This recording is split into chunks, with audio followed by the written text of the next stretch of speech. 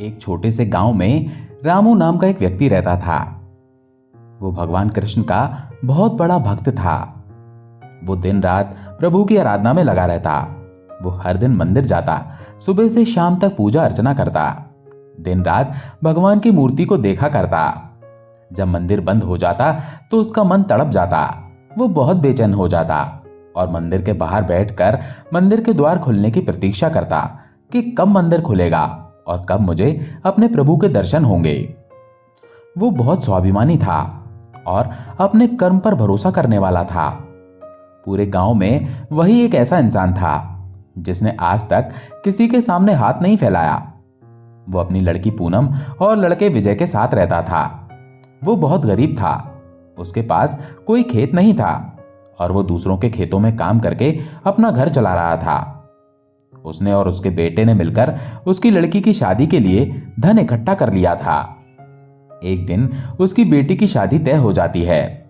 जब ये बात गांव के जमींदार को पता चलती है तो जमींदार सोचता है, अच्छा तो रामू की बेटी की शादी तय हो गई है।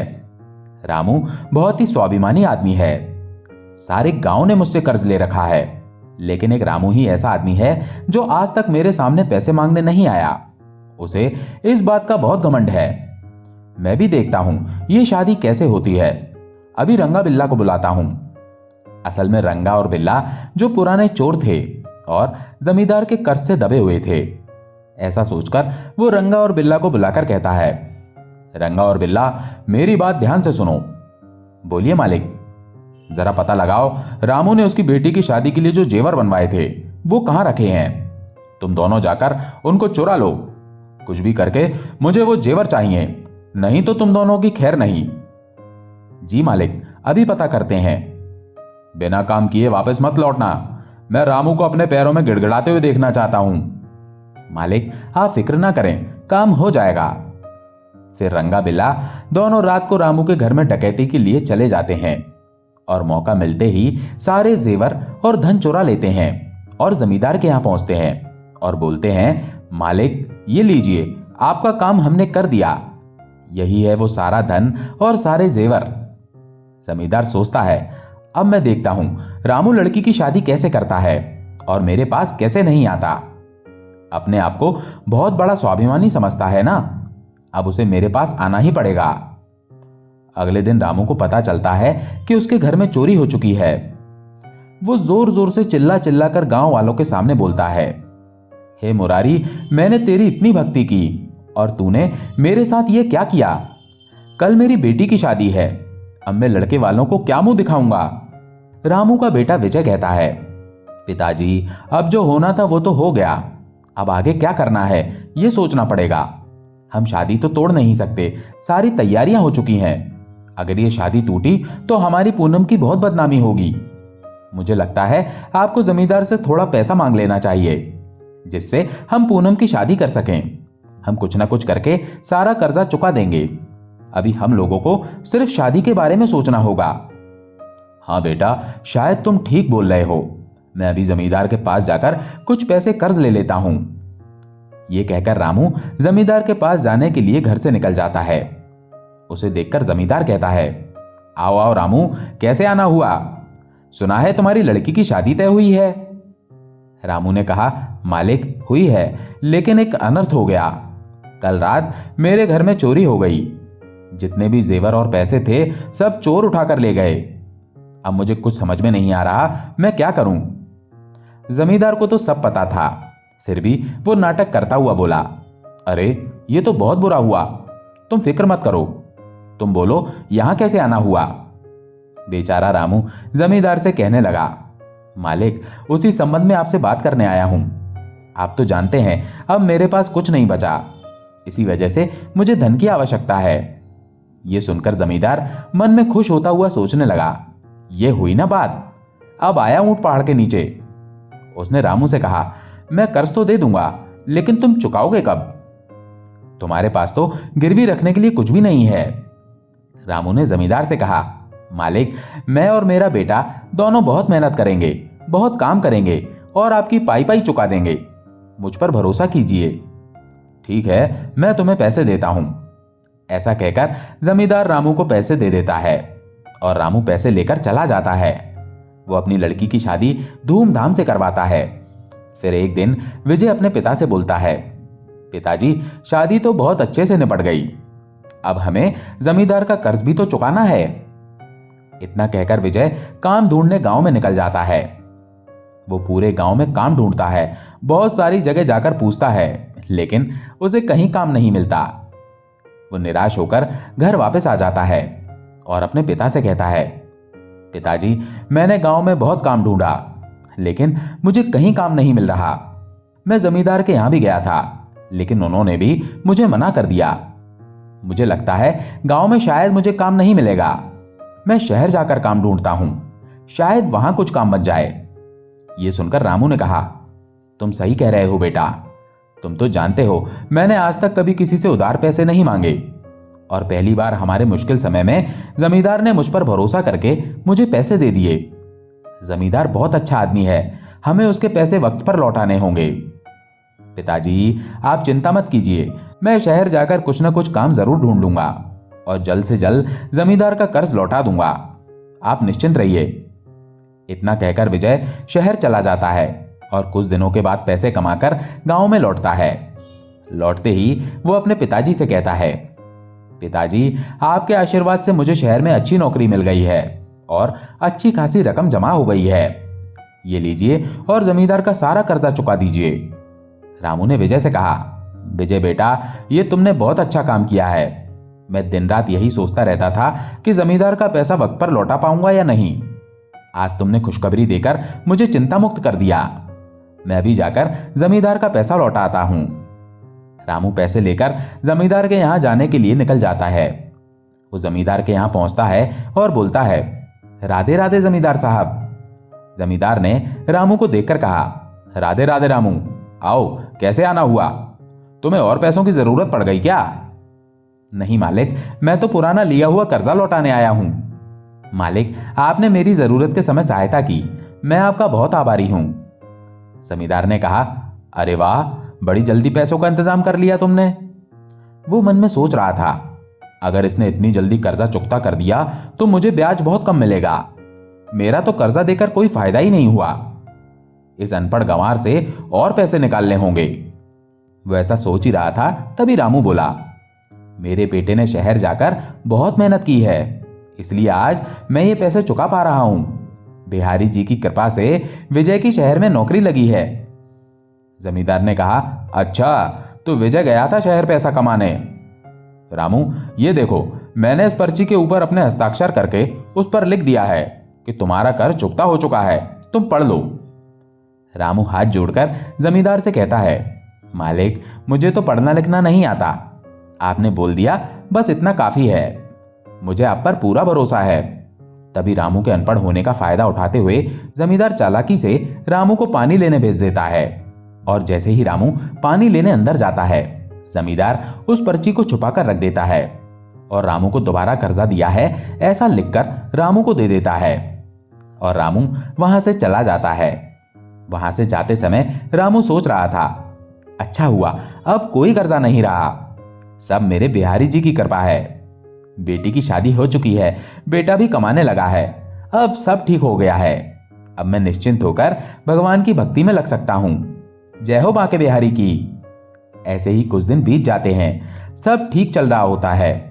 तभी अचानक एक दिन जमींदार के कुछ लोग रामू के घर आते हैं और कहते हैं, रामू, अरे ओ रामू, जल्दी से बाहर आओ। रामू घर से बाहर आकर कहता है, बोलो भाई, क्या बात है, क्यों चिल्ला रहे हो? तुमने जो जमींदार जी से कर्जा लिया था वो तुमने अभी तक लौटाया नहीं, हम वही वसूल करने आए हैं। रामू ये सुनकर चौंक कर बोला, अरे भाई, ये तुम क्या कह रहे हो? मैंने तो जमींदार जी का सारा पैसा लौटा दिया, तुम्हें कुछ गलतफहमी हुई है। वो लोग कहने लगे, हमें कोई गलतफहमी नहीं हुई, ज्यादा भोले मत बनो, चुपचाप हमारे मालिक का पैसा लौटा दो। ये नौटंकी किसी और के सामने करना, वरना हमें और भी तरीके आते हैं पैसे निकलवाने के। अपने आप को भगवान कृष्ण का बहुत बड़ा भक्त कहते हो और झूठ बोलते हो, तुम्हें शर्म नहीं आती? अरे भाई, क्या नाप शनाप बोल रहे हो? मेरे प्रभु ने मुझे ऐसे छल कपट करना नहीं सिखाया। मैं कह रहा हूं ना कि मैंने सारा कर्जा लौटा दिया है, मैं खुद गया था लौटाने। तुम जाकर जमींदार जी से पूछ लो। हमें हमारे मालिक ने ही तो भेजा है। हमारे मालिक पागल हैं क्या, जो बिना किसी वजह के हमें तुमसे पैसा लेने भेजेंगे? तुम नौटंकी करना बंद करो और चुपचाप पैसे निकालो, वरना तुम्हारा अंजाम बुरा होगा। तुमको हम सिर्फ 2 दिन की मोहलत देते हैं। 2 दिन के अंदर कुछ भी करके जमींदार के पैसे लौटा दो, वरना अंजाम तुम सोच भी नहीं सकते। जमींदार के आदमी रामू को डरा धमकाकर वहां से चले जाते हैं।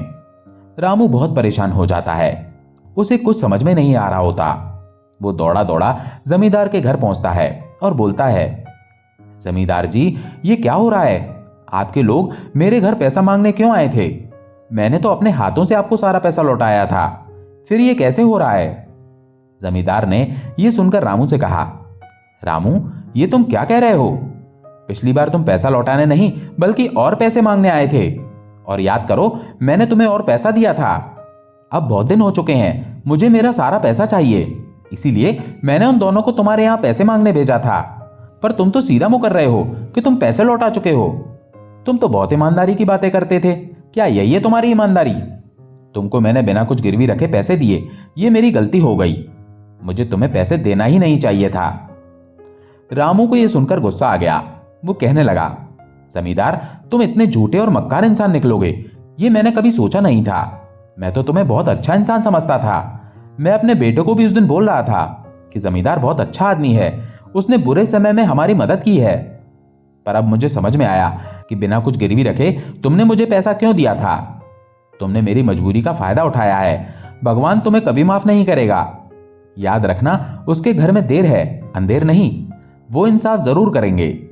तुम्हारे कर्मों का फल तुम्हें जरूर मिलेगा। यह सुनकर जमींदार कड़क आवाज में बोला, यह भाषण किसी और के सामने देना। मुझे मेरे पैसे चाहिए। तुम्हें सिर्फ मैं 2 दिन की मोहलत देता हूं। अगर 2 दिन में तुम पैसे नहीं लौटा पाए तो उसका अंजाम बहुत बुरा होगा। तुम जानते नहीं, मेरे आदमी मेरे एक इशारे पर तुम्हारे और तुम्हारे बेटे का क्या हाल करेंगे। अब निकलो यहां से। रामू वहां से निराश होकर वापस आ जाता है और घर जाकर विजय को सारी सच्चाई बताता है। विजय अपने पिताजी को गांव के मुखिया के पास जाने की सलाह देता है। रामू को उसकी यह सलाह ठीक लगती है और वो सरपंच के घर जाता है। सरपंच जी के घर जाने के बाद रामू सरपंच जी को सारी सच्चाई बताता है और फिर यह मामला गांव की पंचायत में चला जाता है। सरपंच पंचायत में कहता है, रामू ने जमींदार पर आरोप लगाया है कि जमींदार ने रामू के साथ धोखाधड़ी की है।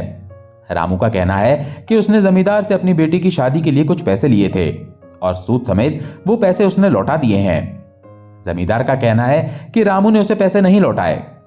जमींदार, तुम्हारा क्या कहना है? जमींदार कहने लगा, सरपंच जी, रामू मेरे पास आया था।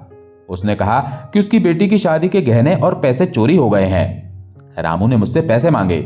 मैंने उसकी हालत पर तरस खाकर उसे बिना कुछ गिरवी रखे पैसे दिए। मुझे नहीं पता था कि रामू ऐसा आदमी निकलेगा। मैंने उसकी जरूरत के समय मदद की और रामू ने मेरे साथ धोखा किया। रामू ने मुझे कोई पैसे नहीं लौटाए और सारे गांव वालों से कहता फिर रहा है कि उसने पैसे लौटा दिए हैं। यह सुनकर रामू ने कहा, नहीं सरपंच जी, ये झूठ है। मेरे बेटे विजय ने बहुत मेहनत करके वो पैसे कमाए थे और मैंने जमींदार को पैसे लौटाए थे। विजय को गांव में कहीं काम नहीं मिला, लेकिन जमींदार के पैसे लौटाने की वजह से वो शहर गया और उसने शहर जाकर बहुत मेहनत करके वो पैसे कमाए। जमींदार झूठ बोल रहा है, मेरा विश्वास कीजिए। मैंने खुद जाकर जमींदार को सूद सहित पैसे लौटाए थे। रामू की बात सुनकर सरपंच ने कहा, रामू, क्या तुम्हारे पास कोई सबूत है कि तुमने जमींदार के पैसे लौटाए थे? जी सरपंच जी, मेरे पास एक पर्ची है जो खुद जमींदार ने मुझे दी थी और उस पर लिखा था कि मेरा सारा कर्जा चुकता हो चुका है। जमींदार ने उस पर खुद हस्ताक्षर भी किए थे। ये कहते हुए रामू वो पर्ची सरपंच को दिखाता है जो जमींदार ने उसे दी थी। सरपंच जी वो पर्ची देखते हैं और रामू से बोलते हैं, रामू, तुम जानते भी हो इस पर्ची पर क्या लिखा है? जैसा कि तुमने कहा, इस पर्ची पर वैसा कुछ भी नहीं लिखा है। इस पर तो ये लिखा गया है कि तुमने जमींदार से और भी कर्जा लिया है। यह सुनकर रामू हैरानी से बोला, नहीं सरपंच जी, ये सरासर झूठ है। जमींदार ने मुझसे कहा था कि उसने इस पर मेरा कर्जा चुकता हो गया है, ऐसा लिखा है और उसने हस्ताक्षर भी कर दिए हैं। अब मैं ठहरा अनपढ़ गंवार, पढ़ नहीं पाया और ना ही मैंने विजय को दिखाया, क्योंकि मैंने जमींदार पर भरोसा किया था। मुझे नहीं पता था कि जमींदार मेरे अनपढ़ होने का फायदा उठा रहा है। अब बारी जमींदार के बोलने की थी। वो बोला, अब आप ही फैसला कीजिए सरपंच जी, सबूत आपके सामने है। रामू सरासर झूठ बोल रहा है। इसने मुझे कोई पैसे नहीं लौटाए, बल्कि इसने मुझसे और भी पैसे उधार लिए थे। अब आप ही न्याय कीजिए। सरपंच ने कुछ सोचकर कहा, सारे सबूत तो यही कह रहे हैं कि जमींदार सच बोल रहा है। रामू ने कोई पैसे नहीं लौटाए। फिर भी रामू, हम तुम्हें एक मौका जरूर देंगे। रामू, जब तुमने जमींदार को पैसे लौटाए थे तब वहां कोई और भी मौजूद था? जी सरपंच जी, जब मैं जमींदार को पैसे लौटा रहा था तब वहां पर जमींदार और मेरे अलावा बिहारी जी मौजूद थे। उन्होंने सब कुछ अपनी आंखों से देखा है, उन्हें सब पता है। जमींदार सोचने लगा, जब ये रामू मुझे पैसे लौटाने आया था तो वहां पर रामू और मेरे अलावा तो कोई और नहीं था। फिर ये रामू किस बिहारी जी की बात कर रहा है? कौन है ये बिहारी? सरपंच ने कहा, अच्छा तो ठीक है रामू, हम तुम्हें अपनी सफाई पेश करने का एक मौका देते हैं। जैसा कि तुमने कहा कि पैसा लौटाते समय बिहारी वहां पर मौजूद था। बिहारी जहां भी रहता है उसे कल गवाही देने आना पड़ेगा। फिर उसके बाद ही हम कुछ फैसला कर पाएंगे। अगर कल बिहारी गवाही देने नहीं आता, हमें फैसला जमींदार की तरफ सुनाना पड़ेगा। आज की सभा यहीं समाप्त होती है। रामू बहुत परेशान हो जाता है और सीधे मंदिर चला जाता है और भगवान के सामने कहता है, हे मेरे बांके बिहारी, मेरी सहायता कीजिए। प्रभु, मैं बुरी तरह से फंस गया हूं। मैंने जमींदार को सारा कर्जा लौटा दिया था, फिर भी जमींदार मुकर गया। आपके सिवाय मेरा कोई नहीं है। आप तो जगत के पालनहार हो, आप तो अंतर्यामी हो। आपको सब कुछ पता है, आपसे क्या छुपा है। जब मैंने जमींदार के पैसे लौटाए, आप वहां मौजूद थे। भले किसी ने देखा हो या नहीं देखा हो, लेकिन आपने तो सब कुछ देखा है। आपको कल सभा में आकर सबको सच बताना पड़ेगा कि मैंने सारा पैसा लौटा दिया है। मेरी लाज रख लो प्रभु, वरना मुझे सबके सामने अपराधी घोषित कर दिया जाएगा। मैंने इतने सालों से आपकी भक्ति की है, कभी कुछ नहीं मांगा, आज मांगता हूं। आज आपको इस भक्त के लिए आना ही पड़ेगा। आज आपको अपने भक्त की लाज रखना पड़ेगी। उस जमींदार ने ऐसा षड्यंत्र रचा कि उस षड्यंत्र को पार करना मेरे बस की बात नहीं है। मेरे पास आपके अलावा कोई सबूत नहीं है। आप ही मेरे गवाह हो, आप ही मेरे सबूत हो। अगले दिन पंचायत की सभा में जमींदार, गांव वाले और रामू सभी इकट्ठा हो जाते हैं और जमींदार सोचता है कि आज तो मजा आने वाला है। आज भरी सभा में रामू की इज्जत की धज्जियां उड़ जाएंगी। अपने आप को बहुत स्वाभिमानी समझता था, आज इसका स्वाभिमान चूर चूर हो जाएगा। आज के बाद यह किसी को मुंह दिखाने लायक नहीं रहेगा। सभी के इकट्ठा होने के बाद सरपंच ने कहा, बोलो रामू, कहां है बिहारी? तुम तो कल कह रहे थे कि बिहारी जी ने सब कुछ देखा है, उसे सब कुछ पता है, तो आज गवाही देने क्यों नहीं आया? रामू आंखों में आंसू लिए बस इधर उधर देखता रहता है। जमींदार रामू को देखते हुए बोला, सरपंच जी, आप भी क्या इस रामू की बातों पर भरोसा कर रहे हो? कोई बिहारी नहीं है, क्योंकि जब रामू मेरे पास आया था तब मेरे और रामू के अलावा वहां कोई भी मौजूद नहीं था। यह सब रामू की मनगढ़ंत कहानी है। रामू बहुत बड़ा झूठा है। आप अपना समय व्यर्थ ना करके फैसला सुना दीजिए। जमींदार की बात सुनकर सरपंच ने कहा, बहुत देर हो चुकी, हम और प्रतीक्षा नहीं कर सकते। हमने फैसला कर लिया है। जमींदार सच बोल रहा है। इससे आगे सरपंच जी कुछ कहते, उतने में ही एक आवाज आती है, रुकिए सरपंच जी, मैं हूं बिहारी। सारे गांव वाले बिहारी की तरफ देखने लगते हैं और जमींदार चौंक जाता है। उसकी आंखें फटी की फटी रह जाती हैं और रामू की खुशी का ठिकाना ही नहीं रहता। रामू समझ जाता है कि स्वयं भगवान उसके लिए गवाही देने आए हैं। उसे देखकर सरपंच ने कहा, अच्छा तो तुम हो बिहारी, तुम्हें पहले कभी इस गांव में देखा नहीं। खैर छोड़ो, तुम सिर्फ इतना बताओ, जब रामू जमींदार के यहां पैसे देने गया था तो क्या तुम वहां थे? क्या तुमने देखा रामू को पैसे देते हुए? सरपंच जी, मैं वहीं पर था। रामू ने मेरे सामने ही जमींदार को सारे पैसे दिए थे। यहां तक कि जमींदार ने एक पर्ची के ऊपर अपने हस्ताक्षर करके उस पर लिख कर दिया था कि रामू का सारा कर्जा चुकता हो चुका है। लेकिन रामू के अनपढ़ होने का फायदा उठाते हुए जमींदार ने वो पर्ची छुपा दी थी और दूसरी पर्ची ये लिखकर दे दी कि रामू ने उससे और भी कर्जा लिया है। जमींदार ये देखकर एकदम से बोला, ये बिहारी झूठ बोल रहा है, ये तो वहां था भी नहीं। ये एक मनगढ़ंत कहानी सुना रहा है सरपंच जी। इसकी बातों पर भरोसा ना करें, ये कोई बहरूपिया है जिसे रामू कहीं से झूठी गवाही देने के लिए लेकर आया है। अगर ये सच बोल रहा है तो इससे पूछिए, इसके पास कोई सबूत है इस बात का। सरपंच ने तभी कहा, हाँ भाई बिहारी, बोलो, हम सिर्फ तुम्हारी गवाही के भरोसे कोई फैसला नहीं सुना सकते। तुम्हें अपनी सच्चाई का कोई सबूत देना पड़ेगा। क्या तुम्हारे पास कोई सबूत है जिसके भरोसे तुम बोल सको कि तुम वहां थे जब रामू ने जमींदार को पैसे लौटाए? तो ऐसी कोई बात जो तुम्हें याद हो तो हमें बताओ।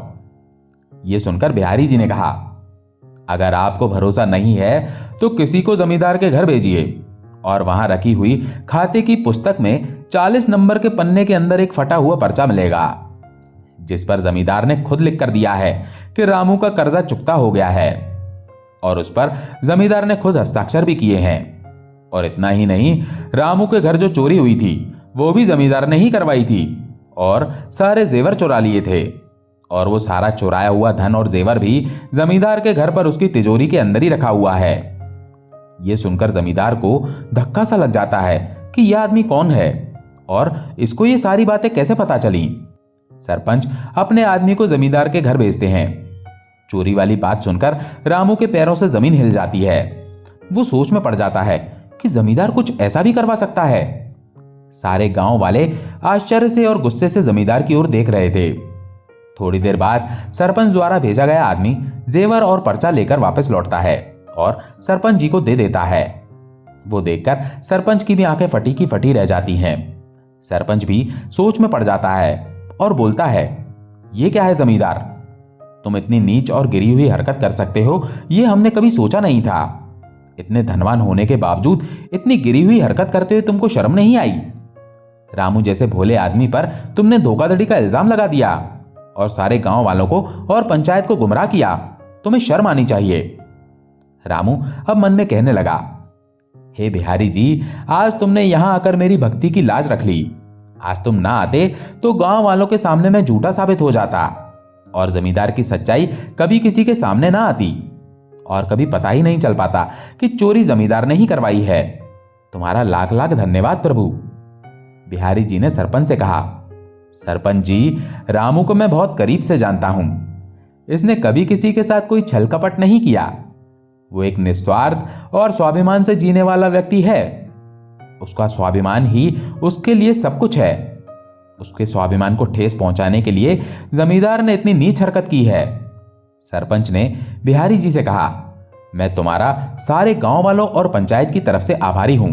अगर तुम ना होते तो मैं गलत फैसला सुना देता। तुम्हारी वजह से ही आज सच्चाई की जीत हुई है और मैं सारे गांव वालों के सामने यह फैसला सुनाता हूं कि जमींदार को मुआवजे के तौर पर रामू को चोरी की हुई रकम की दुगनी रकम देनी पड़ेगी, क्योंकि अगर रामू के घर चोरी नहीं होती तो उसे कर्ज उठाने की जरूरत ना पड़ती और उसे इन परेशानियों का सामना नहीं करना पड़ता। और इसी तरह आखिर में सच्चाई की जीत होती है। तो दोस्तों, आशा है ये कहानी आपको पसंद आई होगी। अगर पसंद आई हो तो वीडियो को लाइक करके कमेंट में जय श्री कृष्णा जरूर लिखें। जय श्री कृष्णा।